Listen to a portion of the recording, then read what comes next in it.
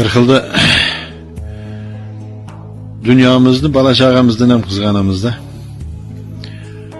Valanlatib uyni salaveramiz, imoratda shu 12 sotuq bo'lsa, 15 sotuq bo'lsa, aylantira imorat solib chiqamizda. O 50-60 yoshimizgacha imorat solish bilan avvora bo'lamiz. Qattiq non yeymizda, biroq imorat solamiz. Qattiq non yeb imorat solamizda, loyga botamiz, suvga tushamiz, sovuq o'tadi. 60dan keyin, 70dan keyin bolangiz bu imoratni buzatdi, qaytadan yangidan salatda. Nima keragi bor shuni?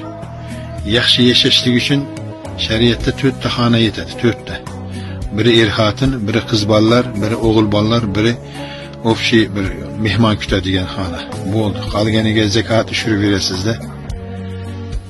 Shunday uzun imoratni salaverib charchaysiz. Bundan ko'ra dasturxoningiz to'kin bo'lmaymi? O'rta hol yashang, dasturxoningiz to'kin bo'lsin, xolodilnigingiz to'la bo'lsin. Og'risangiz ham ko'rinmaysiz, davolanmaysizda. Qiziqmanda.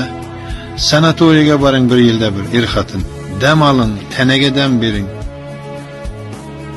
Dasturxoningizda hech narsa yo'q. Imoratni salasiz, sementni olasiz, shifr puraxnasini olamizda aylantira imorat solib chiqamiz. Qo'shnimizga chiqamizda bitta arra so'rab chiqamiz, balta so'rab chiqamiz. Ba'zida hamma narsani ixcham qilib, baribir to'y to'malaq qilsangiz, kafeda, to'yxonada bo'lyapti to'ylarimizda. Ballalarimizdan qizg'anamiz, go'sht yemaydi. O'lka makron unashi ba'zida, ba'zi xonadonlarda, hammaga emas. Men o'zim boshimga tushgandan keyin aytayapman-da bu narsani. Imorat to'xtatingda. Salayib hech narsa olib ketamiz ekanmiz. Undan ko'ra sog'lig'ini o'ylab, topganingizni chiroyli dasturxoningiz to'g'irlab qo'ying, qozak kelib qo'ying. Qarzi qarta go'sht bo'lsin, dasturxoningiz to'kin bo'lsin-da.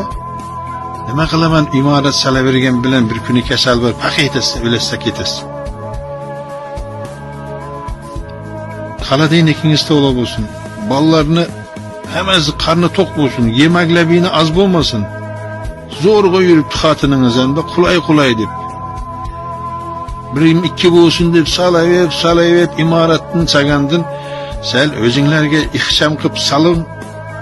O'g'il bola, qiz bola kuxna ayvon qilda bo'ldi, qag'ani kerak emas, zabor qilib o'rab qo'yish kerak bo'ldi.